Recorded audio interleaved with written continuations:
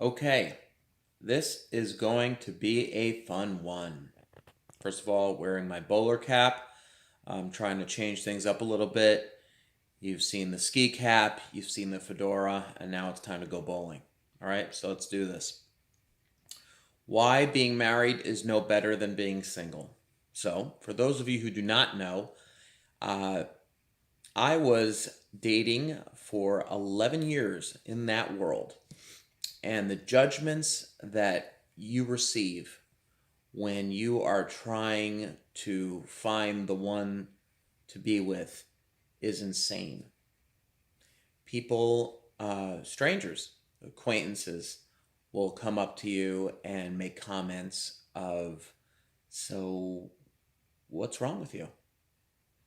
Why is it taking you so long to get married? Maybe you should go to therapy. Maybe you should lower your expectations. Yeah, that's a good idea. Um, or maybe just go ahead and the one that you were seeing last week, or just go ahead and do it. Right. Okay. Thank you so much.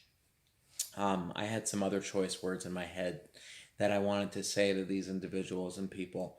Um, and a lot of them are well meaning, but I think that, and so many of my clients who are trying to find the right one have told me that the judgment that they receive for being single is sickening. It really is. So I'm just going to give you a story which kind of puts things into perspective about human beings, okay? And I read this, I don't remember which one of Eckhart Tolle's books, but they're all awesome. That there was a wise man who was about to give a eulogy at a funeral. And he was holding his palms together, and his four students were sitting in the front of the, in the front pew. And he gets up afterwards and he says, "I need to talk to you guys." And they're all like, "What? What's up?" And he said, "Well, I noticed that when the rich people came in at the beginning of my eulogy, I noticed that my palms started to feel very sweaty. And it meant that I feared them, that I thought differently of them than what I think differently of you. Because my palms weren't sweating when I was talking and I was looking at you. It was only when I saw the rich people that I started to feel nervous or afraid of what I was going to say.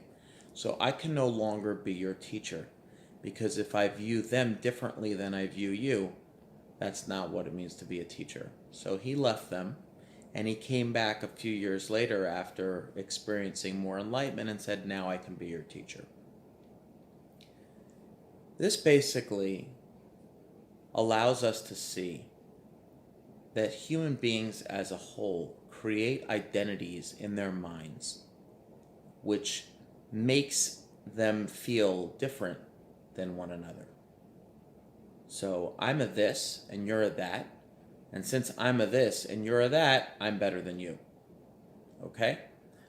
Pretty much, if we look throughout history, most wars are started because of these identifications with who we think we are and who the other isn't.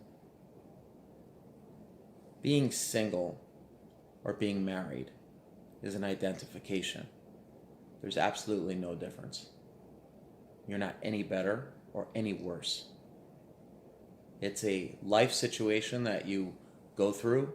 Some people go through it, some people don't, and that's absolutely fine. There is no difference.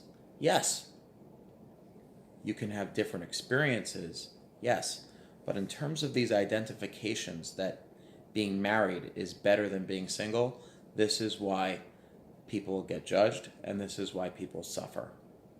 So, my advice to my clients, my advice to you is that when you hear a judgment made about you, you need to take that step back and realize the person who's doing the judging is coming from that perspective that they feel that certain situations are better than others. And when you realize that there is no difference, there is no them, only us. I love that line. There is no them, only us. You will be a lot happier. Have an awesome day.